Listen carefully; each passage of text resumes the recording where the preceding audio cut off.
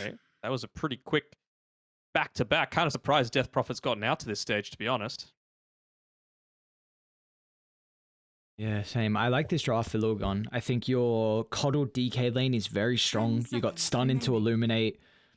It might not even be that, but I think it's more than 5 likely coddled seconds DK, remaining. Death Prophet 5, and then Ember on Sanctity, and you're looking for your 4-2-3 carry hero. So I really like what Lilgun have. You kind of double down with your team fight in the second phase because Nyx is very pick-off reliant, and Apes are very blow one hero up and then go from there. But Lilgun don't. Like Exo's a full duration, Ember's good in long drawn out fights, same with the DK. So I like Lilgun and how they can combat Apes at the moment. Have we seen 423 play Pos 1 Dragon Knight? No. I feel like we might have seen it once or twice.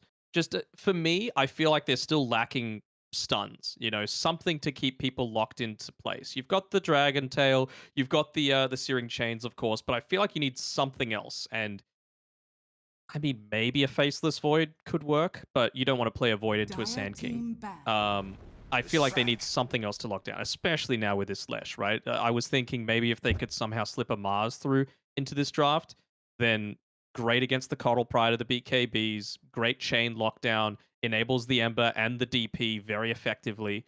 I think it would be great Mars. 10 seconds remaining. A great Mars Hmm. Radiant for team ban. who? Because don't You you could have... you could run Ember 1. Sanctity's done it. You might not want to lane into the Lesh, although it's probably a Jikro Lesh. It could be both, actually. Yeah. Mamangai's really good at Lesh, too. He is. And I like the Lesh into the Ember. I think the Diabolic Edict is very good 10 for the Ember seconds throughout the remaining. lane. Like it's just a melee versus ranged. And 5 seconds I'm a remaining. bit concerned that they don't have... They don't have a way to Dire really burst the team Lesh track down, which I was going to say, like, I see a Hoodwink Nyx Assassin. I like Lesh to be paired with, like, a Radiant defensive team support. But maybe it doesn't matter as much this game, because I don't think he really dies too fast. Okay, so I'm going to throw something out here. I think it's a 1 Ember, a 5 Death Prophet, a 3 Dragon Knight, a 2 Coddle, and they will 10 Pango. seconds And they will build remaining. Diffusal Pango and try and take out this Lesh track. You're 5 really on this seconds train of, like, remaining. the mana burn versus a lot of the, like, the Lesh. Why not? We saw, yeah. What can he do? You're almost entirely reliant on your mana pool to be able to do anything. And you've got good sustain with a DK and a Death Prophet, so that if you burn that mana, you can't fight into them Dire anymore. team pick. The stuns are pretty good, to be fair, so Ember Spirit will be a little bit of a Radiant worry. team pick. Wraith King. Into Lesh. Not a big fan of that. Yeah. I think the okay lane, Wraith King Death Prophet. I think Sand King Hoodwink should have a pretty decent time once you get your levels. 10 seconds Can they... remaining. Can you PL on Apes? 5 seconds remaining. I don't know if It's I rate the hero a okay. lot. I don't Choose like... your hero. Actually, what? So you played Lesh 1, Into the Viper against DK. Ember. Oh, no, it's a mid Viper, okay.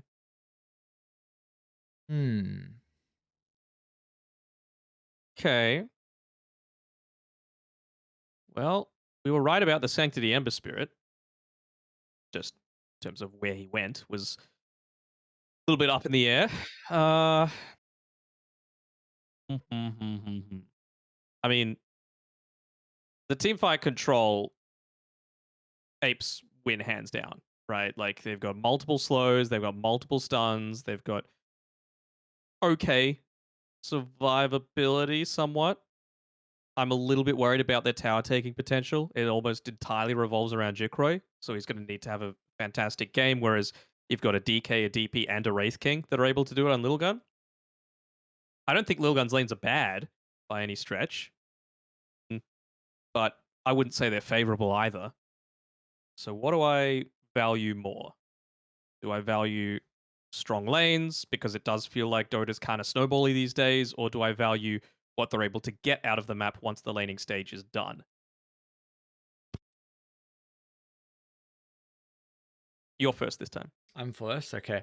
It's the ultimate question, though. Do you favor lanes? Do you favor something else? Because, like you said, it really is at the moment very snowbally, different to the last patch where we saw a lot of late game Dota, but I'm also a little bit indecisive. I feel like this mid matchup's going to be very difficult for Sanctity to play into Boomerang Dire, and they took away any flex that they had to move the lanes around, so I think the Ember has to play into this. So I think it's a lot of it's going to come down to just if the small camp is blocked. I know that's something that you definitely would have mentioned. And UK's got 2 sentries. It could happen. Yeah. I reckon Apes are going to ride the high. I believe in them. Let's go, Apes. Apes together. All right. Oh, this 4-man smoke is looking to put down a observer ward. Let's have a quick look at Don't go that high, girl. their vision. Well, they saw one. Oh, see 4-2-3 dancing around here. Oh, you're going a bit too close to the high ground. Oh, they missed a split earth, but you still have to pay. You got 4 stuns. So you miss one, it's not the worst. And Lim does get the kill, so it would have been much better for a call together, but nonetheless, it is first blood given over to Apes. Sure, they were just panicking a little bit there, like, oh god, we can't screw this up. So they get the first blood. That's the important thing. I wonder if they'll scout out the fact that this is probably warded now as a result of that. I mean, they were standing at the top of the stairs, so I think it's understandable to think. Okay. The battle begins. Did that kill sway you in any way? No, not really. I think that's just much of a nothing, really. Not much of a kill at all. You know what? I'll go Apes as well. I do want them to keep it competitive, right? You don't want it to be like in Division 1, unfortunately, with Execration, where they're already out of it. But, to have... How many teams would it be? 4 different teams that only have 1 win coming into the last 2 weeks is pretty exciting. It means every single match is going to matter. Yeah, I definitely mirror that. I think you want to get to the later weeks where there's a little bit of a different edge to the games, where there's more on the line and not just kind of for pride, where there's even potential tiebreakers that could be set up as well. So, yeah, we'll see if Apes are able to pull this one out. I think they're going to be riding on a high for them, because that last map victory was only their 2nd of Spring Tour. It was a hell of a way for them to be able to pull it back to a Game 3. And now I think they're playing with some key strategies, some comfort heroes. Again, you got Delul on the Sand King, Lim on the Hoodwink, up against 423's Wraith King and Kishka's Coddle. Now, what do you feel like the reasoning is that they've put the Keeper of the Light top instead of the Death Prophet here? Honestly, don't know. It feels like they've got a lot more kill threat on this top side, to be honest. And, well, Kishka might end up being the one to suffer from that. Speaking about He's the got kill a bit threat. more movement speed. Yeah, but, I mean, Ace has Spirit Siphon. Against a strength hero like a Sand King, you just toss that onto him and you're very tanky. So I'm a little surprised that they did go for this. I don't think you really want to be shoving waves out, amazingly. I mean, they've blocked up, they've removed the small camp block with a Sentry Ward, so at least you're going to be able to start making pulls happen. As Limbs quickly place down a Sentry. He'll just be too late, I think. But, I mean, that, to me, is not enough reason to want to change these lanes up in as big a way as they have. Look at that. So much damage with the Caustic Tick along with the Acorn. They get the kill. Yeah. Oh, this lane shouldn't be going like this, though. We've seen Sand King for quite some time in this meta, and this hero early really struggles. And look what they're going to do. Dillo, great communication. He goes to the lane to try and block the creeps, and Lil pulls the hard camp. So Apes are playing this lane exceptionally well.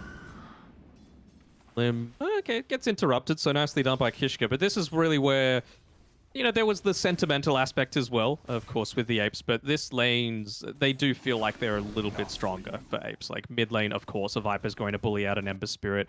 The top lane, the fact that they put the Coddle up here instead of the DP is a bit odd for mine. And then we just saw the impact of having 4 stuns for that first blood. It is very effective. My concern is still there for sure with how they're going to be able to look to take towers, because if you take a team fight, you might win kill 4 people and you only lose 1, but if that 1 is Jikroy, you still can't take towers. That's my area of concern. They might dive Sanctity. They've clipped up the creep waves to the range creep, continuing to take the tower aggro. And Sanctity is going to end up going down, so an exceptional rotation from Lim. Not only making sure he can secure the Sand King's lane, but also helping the Viper in a favorable matchup. Yeah, anytime that you're a melee hero up against this Viper, you're just consistently going to look to dive underneath the tower using the poison attack to just orb walk and make sure that the tower's not actually hitting you. Doesn't count as a right click. Now he's hit up onto that key timing. You know, we always talk about with the Viper, those odd levels, you get a huge power spike. And on Viper, he's hit up onto level 5. Just looking to bully Sanctity away, make sure that there's no water res that he's able to pick up either. So they're looking to try and keep this top one. Nah, Lim rotates back on out. So I think once Viper gets, you know, Dragonlance, BKB, maybe one other item, and then into the Aghanim Shard, I'm going to feel a lot more positive about their chances on Apes. But yeah, they just need to play so heavily around Jikro with a lot of their rotations. I think any kind of rotations up towards the top side once the Wraith King hits level 6 are probably a mistake. You want to make sure that you're making plays around where the Leshrac is. Speaking about the Lesh, he along with UK just put 11 and Ace 12 in a threshold where they were forced to salve up, and well, Death Prophet hasn't had the salve to play with, so just relying on the silence to be able to break the double stun combo. But this lane, it's decent at the moment for the Dragon Knight, but it is going to start to get difficult with every level on Jikroy. This mid lane, is he going to tick out? Ember will to the poison. A little bit too late on Kishka to show up, and Mamang Dai gets a solo. Meanwhile, bottom lane, UK along with Jikroy spring the trap in the trio line for their 6th kill of game 3. Very early point into the silence as well on the DP, which means that she didn't have the second point of the Spirit Siphon, wasn't able to regen up when they were making that kill attempt onto her. Even topside, you can see 423, he isn't quite yet that level 6, so Lim just using that Blightstone to full effect. And well, Wraith King, he's a strength hero. He doesn't have the greatest amount of armor to be able to start off with. Dude, get the skellies off me, bro. So annoying, actually. Just stay in the trees. Second point in Wraith Fire Blast on 423, so maybe just wanting that extra stun to set up for Kishka, but Kodo's back to the jungle, and they're actually going to bring Ace 12 top, who comes with the silence Middle tower is under in the arsenal, so this will diminish Delul and how he can play this lane. It really does feel like this is the way that the lanes should have been from the very start, though. Yeah. 11, the only one. Well, I guess the Wraith King's actually having a decent time, but they now feel like they can leave him on this bottom side. All points in the Dragon's Blood. They're going to go to Sanctity again. This is a deep dive. Kishka's charged up a full Illuminate. Now with the triple Remnant, Sanctity just got to level 6. Oh, no. Oh, what? The level 6 with the next kill. That's all he needed. And he has a regen, so he doesn't even need to go home. Ooh, all right, they're right back into this on Lilgun. Oh, before that, Kishka was a higher net worth than Sanctity.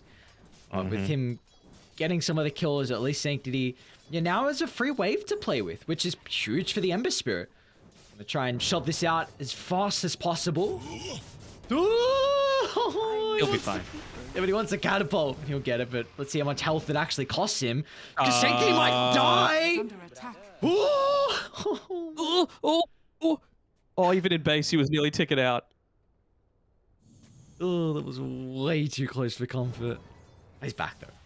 You gotta live life to the or live life to the edge on a spirit. All right, he's okay. Deep breath.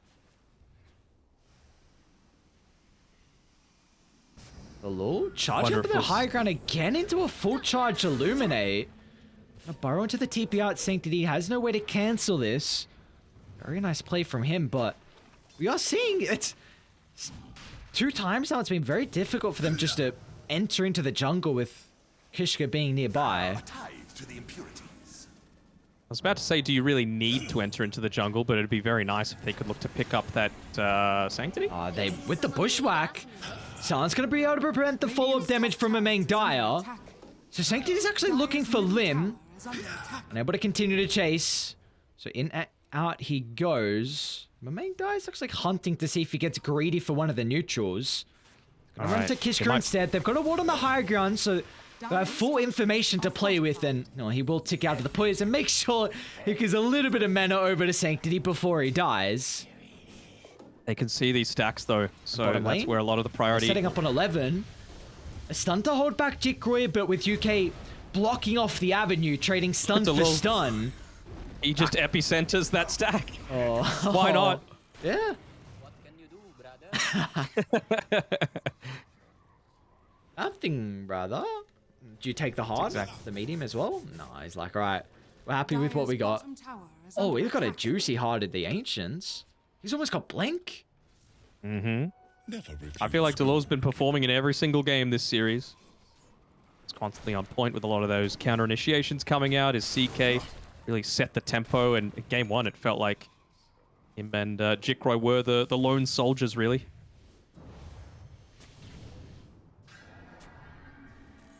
Now, what's the next game plan for Apes with this Blink?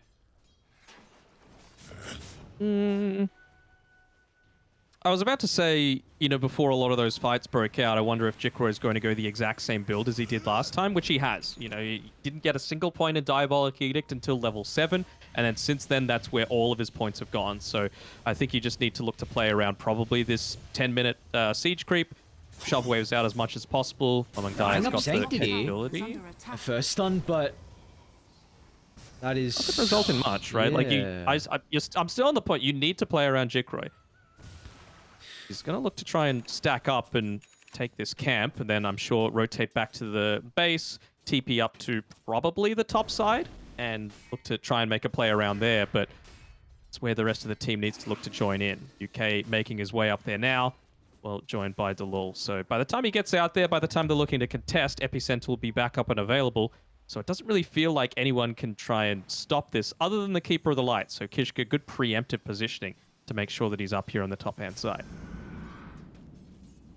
They need to get usage out of the catapult, which they're kind of they're indecisive. But Magdai TP's bottom, and you've got Jikroy just farming, yeah. But UK with the Vendetta is going to run into Kishka. They do have a sentry dropped. They're trying to hunt Delul into the tree line, but a great timing with the Spire Carapace means Delul can charge up the Epi. Just out of range, gets a couple of pulses. With a movement speed from Kishka, he will get out of harm's way. He's still a coddle with spirit form. Don't need the boots of travel. He's able to just zip on away. This, honestly, I'm very surprised Radiant just didn't heavy commit top. Like, they were trying to keep bottom alive along with top. I thought they would have just shoved it in, place a ward behind the tower, just look to dive with the blink epi. They will kill off ace bottom.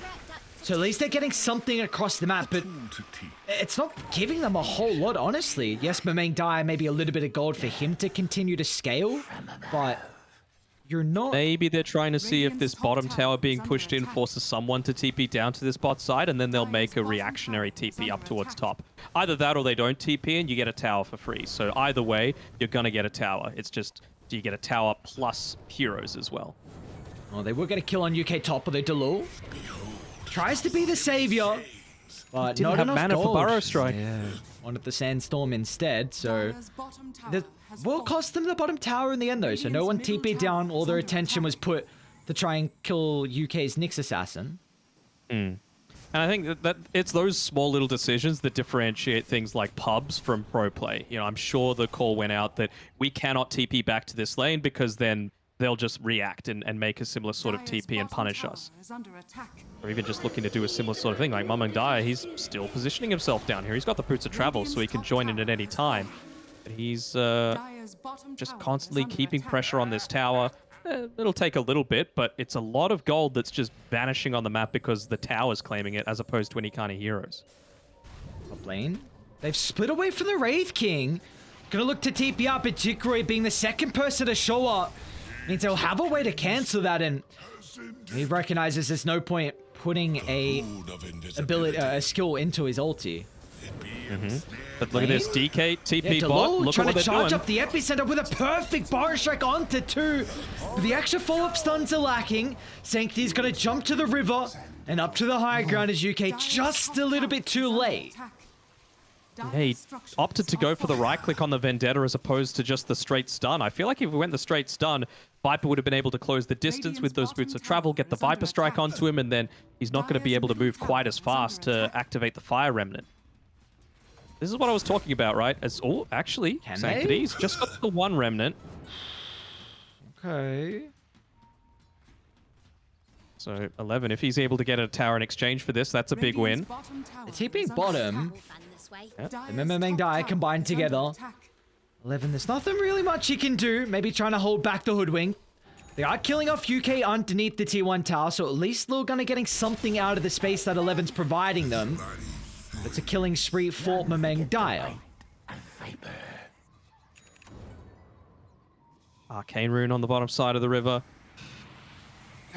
You need the Exorcism to be able to make this push. I don't think Sanctity is able to do too much on his own. And actually, if they're able to get to Lul, that'd be a pretty big one. But just opting to... He might die! Oh, he does! Okay. Okay. Keep him away from the tower. Means that the creeps do a lot of the work to be able to claim it. Okay. You can't go for this. There is no way this guy dies. Oh, it's gonna sacrifice the life at the cost of the Arcane, but they are making a lot of time as Apes, the TPs are starting to rain in. 11's gonna look to reveal the blink. Onto Limb they go next. Really nicely done from Lilgun, just evading all the stuns and evading the key damage sources on Apes. Puts him in a position where they might turn back from Meng Dai. The Ember Spirit playing cautiously. No Remnants to be able to jump on forward. Jikroy is really the main concern. Level 14 on the lash, and even to Lul. That's someone you're going to be concerned about. A borrow to set up for Jikroy. Now they can taunt for Kishka along with it. As the Lul shines up in the nick of time. And water rotation coming through. That's the value of having the keen optic available for this Sand King as well. Just that tiny little bit of extra range that you're not coming to expect in a lot of these engagements. I believe that's his Yule Scepter as well, so he's able to play a lot more on the front lines. Doesn't have to worry quite so much about being affected by the silence and the searing chains. And the game 1 and game 2, it's been Lilgun with the early... the Atos reveal. Look at the first pushback. UK has to be perfect with his follow-up stun, but it doesn't even matter that he's not perfect. As Apes... What an Atos reveal! You could not get better. Again, the power of that information. UK placing down the Observer Ward, revealing the position of the Ember. They've actually found him again. Yep, this is what you want to get out of an Atos. Yes, sir. Meng Dai with UK wrapping on the back line. And now you've got the Edict to be able to do the dirty work on the tower. Kishka's positioning himself behind here. He's still got the Spirit Form available, so if he wants to just layer it down and move back to safety, he's going to have the capability to do so. But, yeah, this... Oh, actually, I was about to say this tower's going to stay healthy. Maybe not quite so much. He's got the Bloodstone available, I suppose, on Jikroy. But the Illusion's doing a lot of the work to be able to try and take this tower. It's a little cutting the wave, too. He's already got a Yours on Lul. 3-1 and 5. Yours is great this game for him. The chains, Solar Bind, the silence from the Death Prophet. So, very solid game so far from the Sand King, along with a lot of the Apes heroes.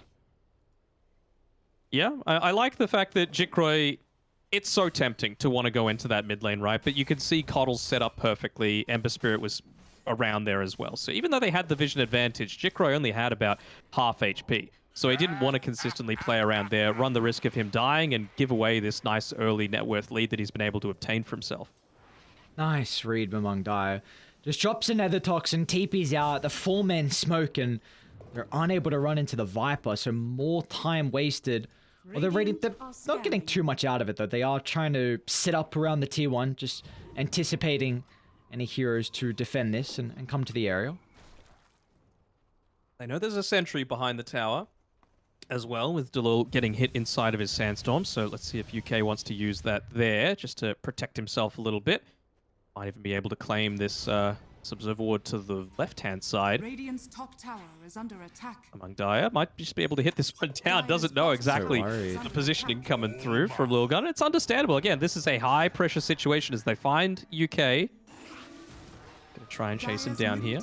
is under attack. But They it's just run into making mid, space. though. Delul, he's going to be killed How the off. hell? I'm not sure, but 11's going to try TP out. They'll have plenty of damage. The double break. So 1 for 2. You get the tower along with it on Apes, but it is still somewhat costly. Dire's middle tower is under attack. What the hell happened to Delul? It was just Ember and DK, two of them, killing him. They're doing I'm really a lot of surprised at damage to that. him among Dire as well. They're remnant on forward. Sanctity's going to do just that. They've already been able to utilize the chakra, and 4-staff in goes 4-2-3. Now Jikroy's looking to show up to the party. What a timing on the stun. Jikroy level 18. I think he can man fight this. He's got the Bloodstone to play with. A lot of spell lifesteals coming back from Jikroy, so they have to play this one passive on Lilgun. An exo for the tower, but they'll use the remnants of this ultimate just to evade the area. I mean, 423's definitely got to the stage where he's incredibly scary. His net worth has just had a massive spike in the last little bit. He claimed the monster kill streak away from among Dire. He built up his Desolator, so he literally took the Nyx Assassin from about 70% HP to 0. And yeah, you're constantly having to worry about they used their scan previously on the Roche pit because they thought Lilgun might be doing that when they weren't revealing to defend mid, but well, didn't happen then, but it is absolutely a factor now. Probably around the next use of the Exorcism is when they might look to consider that. Now they're gonna run straight into Ace 12. A quick and easy kills. Apes, do they want to still control the triangle? UK on the front line, disrupting the coddle. They're gonna blink behind him, however. Trying to target down the key components. That's when my main guy is able to stand his ground. Burning away the Dragon Knight. And with Jikroy showing up, they now have to pay some respect over to the Leshrac. 4-2-3 still playing around with the reincarnation. They're gonna juke and drive throughout the river. It's Jikroy against the world. Can he do it by himself? A Bloodstone active coming up in 5 seconds, but he will not survive to see that cooldown. His 4-2-3 finds an Ultra. And you were saying, Danog, he's starting to get to the stages where he's a really scary king. I wouldn't say starting. He did 7,000 damage in that team fight on the Wraith King. He is really punishing the fact that, you know, you're not the most tanky in terms of the armor potential on a lot of these heroes right now. Really just looking to chunk them right down. Level 18 now. Rune of regeneration. Radiant's Unfortunately for middle tower Delul, is he just under hasn't been attack. able to really get value out of that Yule Scepter. Just constantly being stunned up. And the Wraith King is a hero that was really the first meta hero we started to see Lilgun transition to away from kind of their cheese strat, your mentality. So it's something that they were definitely comfortable with in the last patch. Of course, Wraith King's not a meta carry by any stretch, but you know, it's something that 4-2-3 along with Lilgun play very well when they have it in their lineup. It still does kind of feel like Wraith King against the world, though, right? Look at the net worth. He is a mile ahead of anyone else on his team. Much more even spread through all the Apes cores. I do think, though, Sanctity can do a decent amount on the Ember, even though the net worth's has not been. showing. Yeah, without a doubt, but I just... because of the chakra to enable him. Like, he doesn't need as many items because the chakra is just going to provide him so much. It feels like BKB is all he needs. He just wants to disrupt the backline, get on the hoodwink, maybe stop Delul from initiating, you know, prevent the Viper from being able to stand his ground pre-BKB. So, and you're right, he has definitely been doing that. Even just the Ember Spirit with the Orb of Corrosion and the Sleight of Fist, it's buffing up the Wraith King as well, right? So it feels like it's very synergistic, I guess you could say, with how they're able to get maximum effectiveness out of all of their heroes. All-man smoke. Leading towards Radiant's Triangle, where Jikroy is currently farming. They actually want Roshan. Their BKB freshly completed on 4-2-3, so they want to force a fight. UK is going to see Kishka, who in turn sees him along with this. So it looks like with the coddle... oh, nice three-man stun, nice but stun. it doesn't do anything. Just delaying the inevitable as... you know, now without the Nyx, Rose should fall for free. My question's always going to be for Apes, like, if you're losing a hero and Roshan as a result of this, what are you actually getting in return? Like, Jikroy, I believe, just finished up the Kyre and Sanj. Just bought back. Okay. Not sure what that's about, but I mean, they're just probably got a lot of still. No, the exorcism run out now, but the dragon form still about half duration on it. Maybe thinking that they're going to commit into still pushing in onto this tower. I don't think they had any information of Roche, so maybe just thinking that it wasn't going to die as fast as what it did. That's the only thing I can imagine. I did want to ask you, why do you feel like Jikoro went Boots of Travel at this stage of the game? He got it just then, like 23 minutes in, when I feel like we're getting a lot of 5-on-5s now. I'll be honest, not too sure. I'm kind of thinking like maybe they feel that they're going to be pushing a lot more regularly now that they're in a confident position on Lilgun, and they feel like with that, it's going to open up a bit more space for Jikoro to be able to farm, so he can, you know, shove out these waves, force them to take a trade rather than just have an outright win on Lilgun when they're looking to make a lot of these movements happen. Yeah, I wonder how much the movement speed's going to help him at kiting the Wraith King throughout the fights, because they don't have the greatest control on Dial. They got Solarbind though. That is very true. Yeah, so never mind. Well, And look at the recall on Coddle. So you talk about being able to play around multiple areas of the map. Certainly look to do that. They're going to jump behind it. Instant BKB reaction, but still... Look at the damage. 2 hits and he's down to half health. They get the crit. Woo. That's a tier 2 now uncontested with the BKB on cooldown. Maybe high ground siege as well. Might want to wait until Wraith King's 25. I don't know. Sorry, 20. So close to it. Cleave isn't really going to matter all that much for this, but any chance that you get for just that little bit of extra damage in a lot of these team fights is a plus. Yep. Yeah, definitely.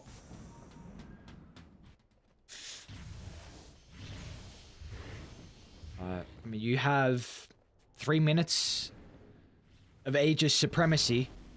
Sanctity with this one, and of course you've got 4-2-3 with 3 points in Reincarnation, so multiple lives to be able to play with on Lilgun.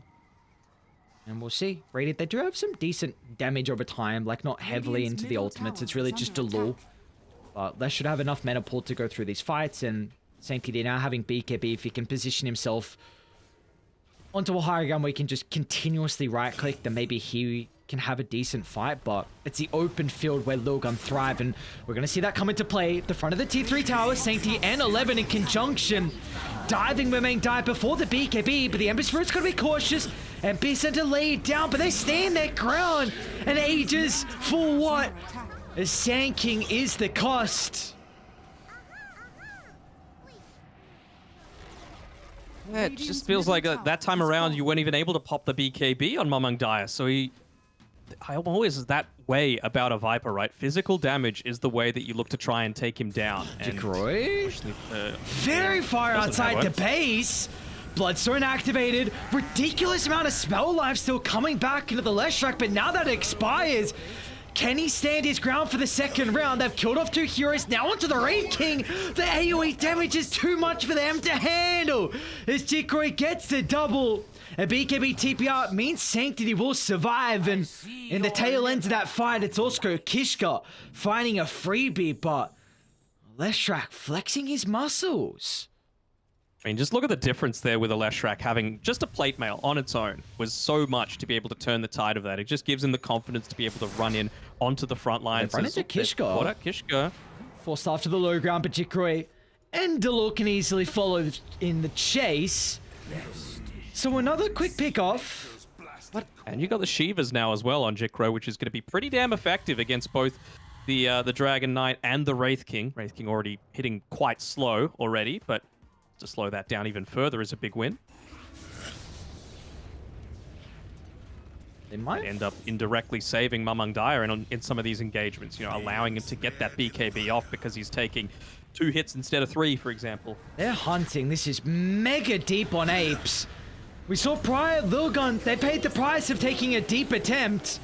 Now it could be Jikoro that's in trouble. A Bloodstone pop with the BKB's preventing the spell alive still. Delur's gonna try and turn this fight around with his counter initiation, but the Epicenter, not perfect, and that was exactly what he was requiring to get away with his life, and now they're hunting Lil Lim in the tree line as 3 for nothing as Lilgun show, yeah, if you dive, we will penalize you. where were the boys? That's what I want to know. You know, Mamang Daya was just farming off inside the jungle, and I feel like you weren't in a position to even need to go for that dive. You know, tier 2 tower was sitting on less than 300 HP. Just hit it a couple of times and give your supports the freedom to actually try and join in onto the team fight. But, well, they've bought out on Mamang Daya. You don't have a buyback on Leshrac, and they're going to look to test that again. Won't have the Elder Dragon form for it, or at least get the dot onto the tower, but that's, again, another big mistake. It goes to show why some of these teams are in this precarious position. Game number 2 was remaining on that high ground on Sanctity's Tiny. This time around, it was that decision to go for the dive on the Apes when it was very unnecessary.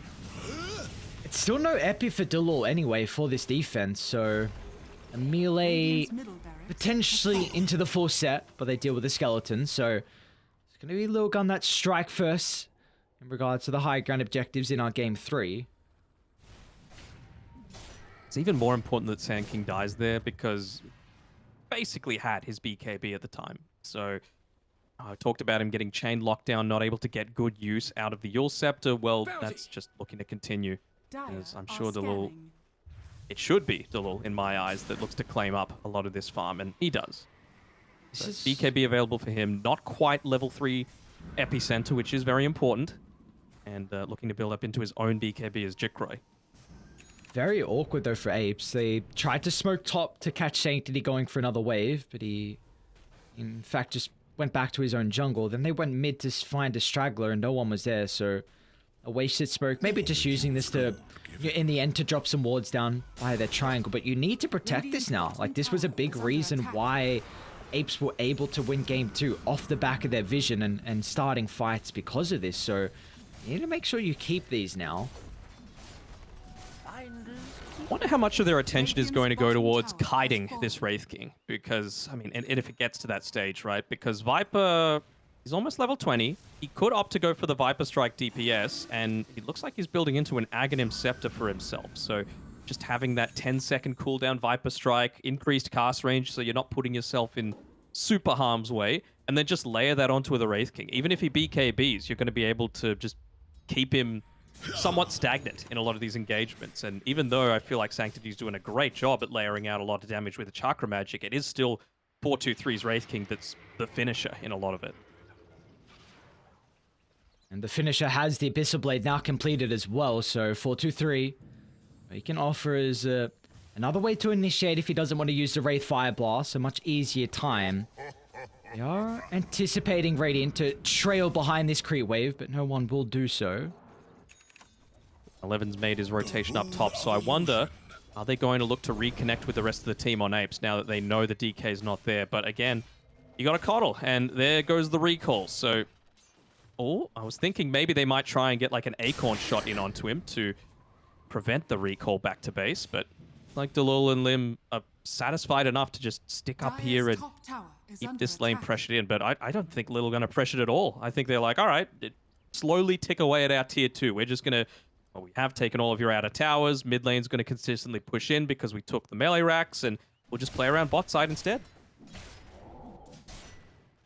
Just look at the vision as well they're playing with. Both teams have gems, but Dire have really solid wards to shrink the map and force Apes. It's gonna withstand inside their base, but it means they're pretty much giving everything to Jikroy with whatever creeps come inside. So he's level 25 on the Lesh. And he's close to picking up the BKB. Actually, there we go. He's got it. This would be a big Roche fight, right? Like, even just being able to... I think it depends how the Roche engagement goes. If Apes get a comprehensive victory, I feel like you need to give it over to the Viper just to enable him to help with the tower push, while Lilgun might not have buyback. But if you just get out of there by the skin of your teeth, then I feel like Jikroy's the one that has to hold it, just because it makes your high ground defense so much more effective, having that Leshrac shard. Could be something that's really scary to siege into. Just splitters constantly laid on the ground. Could enable even Mamang Daya for the jump, but they're smoked outside the base. They're going to run into 4-2-3. Probably not the ideal target. The rest of Lilgun a little bit split, so they might get the first life before the reinforcements are shown up. But how do you stick around? How do you fight this second round? BKB's traded from both sides, multiple crits, but 423 wants a TP out. He's going to cancel this one, turning towards the Leshrac. But now with the Bloodstone, they need some way to keep the Lesh alive, and that's where Delul comes into play, but it's not enough. Jikroy, or is it? How is the Lesh not dead? They're still alive till they're all dead! They're all dead! As Jikroy keeps his life, Lilgun, they evaporate by their top outpost. Oh, what a man this Sand King is. God, he's so good. It doesn't feel like it matters what hero that he's looking to play on, as UK is even going to spot out the Roshan respawning. Oh man, no buybacks remaining for Lilgun right now, and they're instantly going to look to converge into that Roche pit. Maybe look to take away the tier 2 tower top. These pressure out some potential buybacks, but what an engagement that looked to come through. Dire's top tower is under attack. I don't know how he didn't die. I have no idea how he did not die on Jikroy. What was that? Top of the net worth, Dire's took the top tier 2 tower tower. has fallen. Now he's got 3,200 gold to his name. It looks like refreshes the next item, but Apes, they've well and truly pulled this game back. I mean, he had everything running, right? Pulse Nova, Diabolic Edict, Bloodstone. He's got a Chiron Sange. He's got a Nether Shawl to buff up his spell damage even further. Even just using the Shiva's Guard as well for that little bit of extra. Dire's middle So, tower see has who's looking to fallen. take this one. I would assume Jikroy... Okay, he gets both. Just wants to layer that down in a lot of these engagements. Now that the BKBs are starting to get a bit lower on the side of Lilgun. I believe 7 seconds on every single one of them. So once that gets down to 6, just layer down that that split earth and look to play around that with the rest of your team. They might jump 11. Patient though from Apes, making sure. We've seen multiple times in this series that there's been teams kind of throwing their lead, this overcommitment into the enemy's territory. And with that as well, Hoodwink finishes up her Ags. She was Ooh. working towards it for quite some time, but been hitting level 20 for that increased sharpshooter charge up time. Alright, well, we're already seeing how much damage Lesh can really provide to the team fight. He's super Gotta be split. careful, Jikroy. Yeah, I mean, Hoodwink is revealing as taking this this outpost, so careful of moving too far away. Just wants a second use of that Bloodstone. He doesn't have mana at the moment. Lilgun gonna look to try and Shivas. defend the Tier 2 tower, playing in the tree line. Dire's bottom tower They should Use know Shivas, this now. reveal. They're gonna jump the Sand King instead. He's got the BKB and the Yor Scepter. If he can get any of these off, they're doing a really good job to kite Jikroy as well, avoiding the Leshrac in the middle of the fight. Down to the south they go, onto Mamang Dai, but a BKB will keep him alive. Jikroy set up for round 2. He's got all the mana he would need to turn this back into their favor. An initial stun into the second. They're on to Sanctity, but the BKB, it doesn't matter though. It's Jikroy, that's the main damage source in the middle of the lane. 423 is going to try and TP out, but they've got the use to cancel. Raikin's in trouble. He's got enough gold for the buyback at least, but 423, another casualty of war as they just cannot deal with the Disco Pony. He didn't even need to use the refresher orb there, so he's still got another use of that. Well, got the initial use of the Bloodstone, got a use of the Shivas as well. He's even transitioned over from not holding onto the Nether Shawl. He just wants to prioritize the lifesteal. Sanctity. Double buybacks, you gotta get out. You have to get out. Jikroy, too late That's a to win. TP. So you get the life for Delul. Ooh. 2 buybacks for a Sand King is worth it every day of the week. I believe Delul might have bought back recently. Is that right? Yeah. He bought back before that engagement. He was the initial one that got picked off. That's right. Right next to the trees. So still quite a long death timer for him. I really want to see him go into an Aeon Disc next on this Sand King. It just feels like as long as he's there to be able to use some kind of counter initiation, then you're in a very good spot. The stun isn't the damage that you're looking to output, right? Like, you just need to Aeon Disc popped, stun the team, try and force BKBs, run away, do the exact same thing. Is the play for Apes winning these longer drawn out fights? Just like in and out, like you said, for the Sand King, kite the BKBs, then enable Jikroy in that fashion because the BKBs are on cooldown? I would say so. I mean, it's... Mamang Dai hasn't got a new item for a while, and he's still going into that Aghanim Scepter. So I feel like it's going to be even stronger once he's able to pick that up. So I feel like that is definitely the game plan once he's able to hit up onto that level 25 as well as a nice little bonus. They're converging on mid. Record. They don't have 11 to start the fight. Kish is going to have him join.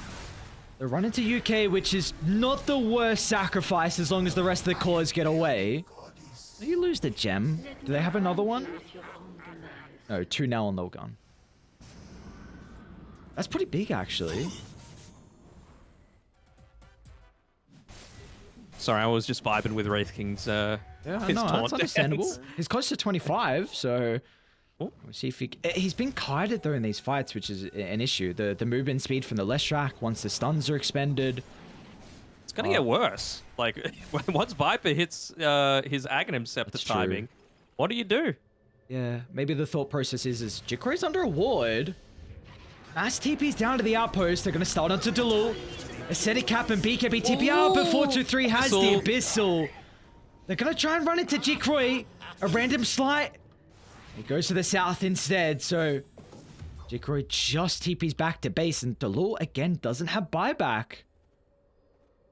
Wonder if they'll look to test it. They've still got about half the exorcism duration. No waves pushing in at the moment, though. Although, actually, wave is starting to do so.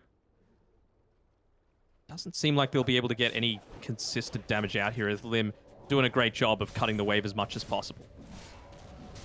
Radiant structures are fortified. They're going to glyph before the creeps meet the tower.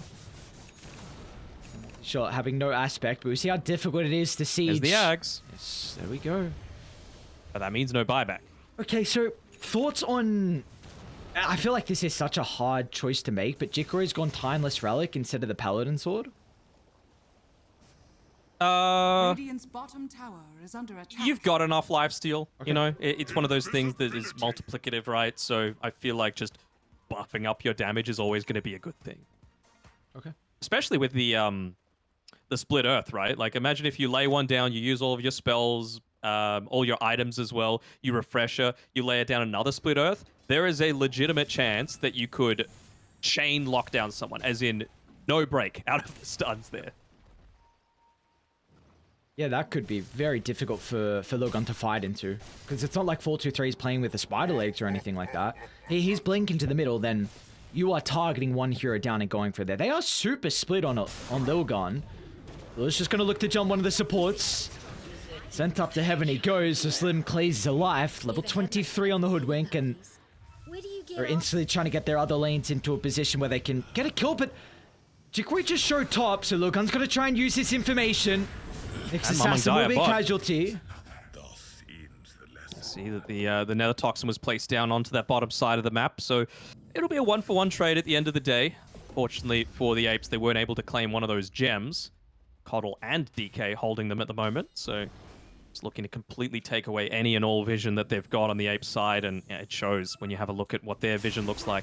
Mid lane, forcing some BKBs or doing their best. Oh, what a to it. 4-star Kishka. The 4-star closer to Mamang Dai though, so you missed the stun, but now it's round 2, and instantly not looking to set up for the duel against Jikroy, so BKB's expended. Oh, always Arcane gonna for have that. Jikroy. Yeah, they're always going to have that availability, right? Because you just don't have the any hero that wants to build into an Abyssal Blade. It's just impossible to look to do it. And well, he's not going into the Aeon Disc like I wanted him to, but he's going something else that just provides him with that little bit of extra armor in going into the Lotus Orb. And I honestly like it too, right? It's a way for you to get away with the if you get soul-binded, for example, when you don't have BKB on the Leshrac, just toss that onto him. It's going to look to remove it. Same sort of thing with the chains, the blinds. Very nice. I think another big item that we're soon to see is Kisha going Ags. He had something queued up before.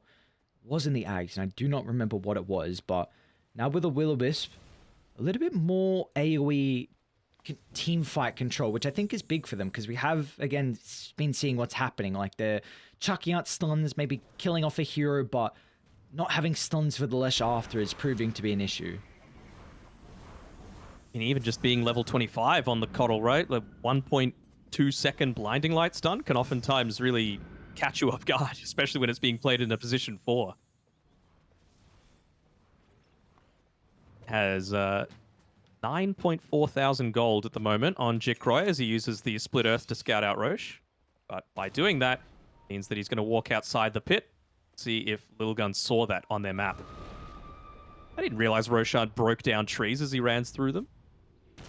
Oh yes, good old Roche.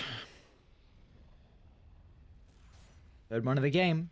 Sanctity scouts that out, so both sides have this information. Could be the deciding factor. What's the buyback status looking like? All the important cores have it right now. 1.8 second cooldown on Nether Toxin. Delul? That's an aggressive blink. I'm gonna force a BKB. You'd hate for that to happen. Man, Roche is falling. Is this the play? Yeah. They need information. I'm honestly even considering, like, should Jikroy, instead of this, I don't think he had a sheep stick queued up previously. Maybe he did. But I want to see him get the nihilism, Dude, right? Roche is gonna fall. They need to get set up for this. I don't know what's going on, but 4-2-3 jumps to Lul simultaneously. They're going inside the pit. Jikroy's able to find the Aegis. Lilgun, they haven't killed off any of the supports, but the fight continuing to be kited to their high ground. The duel inside the river, though. Jikroy's going to come out on top, and now with a bushwhack, they're controlling the Ember. He's going to go down. Ember falls. Jikroy's onto the Coddle next. A buyback from Sanctity, looking to rejoin.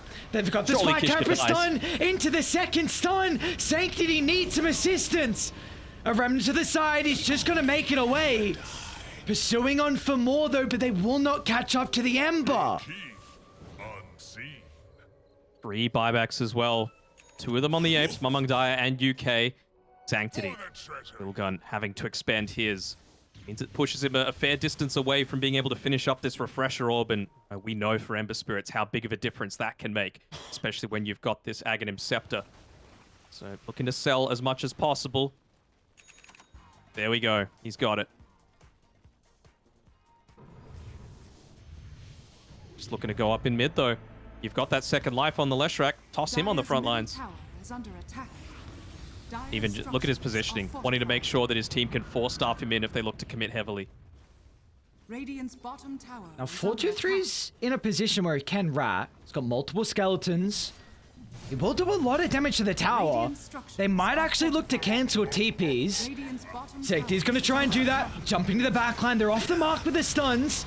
Sanctity playing around with the BKB. The first life soon to be claimed. Round 2, though. Use this Refresher. How do they set up? A blink away. Will-O-Wisp completely expended.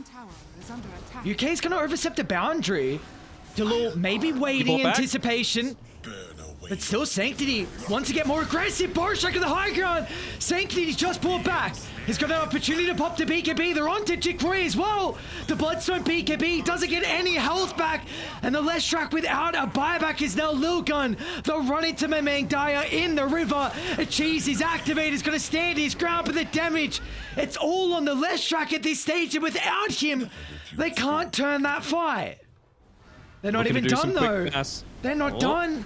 11 runs into another hoodwink, caught out by the small camp. Oh, they were praying. They were praying for them to not have taken this bounty rune at the time, because it's only 240 gold that the Leshrac has until he's got that buyback available for himself. No Philosopher's Stone for him to just put in his inventory while he's dead, so he'll be on the sidelines for the next minute or so. I think it's all Delul can do to just keep trying to push out this bottom lane a little bit further. But they might just go tier 4s. You do have buyback on Sand King and Hoodwink. No glyph, though. Yep. Oh, nice. Yours reactions. The Will-O-Wisp behind the throne, so it's just space. Will-O-Wisp. It's just space. Exo and Deso, all the damage they would need. Will-O-Wisp is still there. It's still there, creating space. Throne's exposed, T4's down. You need an answer, you need it soon, but it's too late. A Lilgun victory in the end. They'll take the series 2-1, and they will secure a position in Division 2 for the third tour. They're safe. They finally were able to do it, and you know, it left us on the edge of our seats that entire one, that entire game. Game number one, it was a little quicker than we were probably expecting, but games 2 and 3 delivered in a big way. Yeah, I mean, my voice is gone. So I heard it. I heard it in that last stage. Last couple of minutes, you were struggling. I'm like, huh? Oh, my voice. I mean, well, that's a hell of a series to go. Lilgun, again, we were mentioning this series in particular for them. They're just now at a stage where they're just fighting to stay in DPC, to stay in Division 2, and for Apes, unfortunately, I mean, this is putting them in a very tricky position. You are now very much relying on enemy teams and their losses or their victories, which is not a good position to be in.